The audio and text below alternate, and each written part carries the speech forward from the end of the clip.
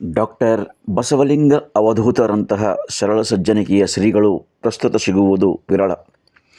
ಜರಾಸಂಗಮದಲ್ಲಿ ಮಲ್ಲಯ್ಯನಗಿರಿಯಲ್ಲಿ ಜಿಲ್ಲಾ ಉಸ್ತುವಾರಿ ಮಂತ್ರಿ ಈಶ್ವರ್ ಖಂಡ್ರೆ ಡಾಕ್ಟರ್ ಬಸವಲಿಂಗ ಅವಧೂತರಂತಹ ಸರಳ ಸಜ್ಜನಿಕೆಯ ಶ್ರೀಗಳು ಪ್ರಸ್ತುತ ಸಿಗುವುದು ವಿರಳ ಎಂದು ಬೀದರ್ ಜಿಲ್ಲಾ ಉಸ್ತುವಾರಿ ಮಂತ್ರಿ ಈಶ್ವರ್ ಖಂಡ್ರೆ ಅವರು ನುಡಿದರು.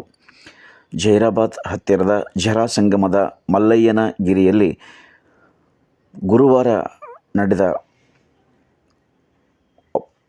ಅವಧೂತ ಶ್ರೀಗಳ 50ನೇ ಜನ್ಮದಿನೋತ್ಸವ ಕಾರ್ಯಕ್ರಮದಲ್ಲಿ ಪಾಲ್ಗೊಂಡು ಅವರು ಅವಧೂತ ವೈಭವ ಕೃತಿ ಲೋಕಾರ್ಪಣೆಗೊಳಿಸಿ ಮಾತನಾಡಿದರು.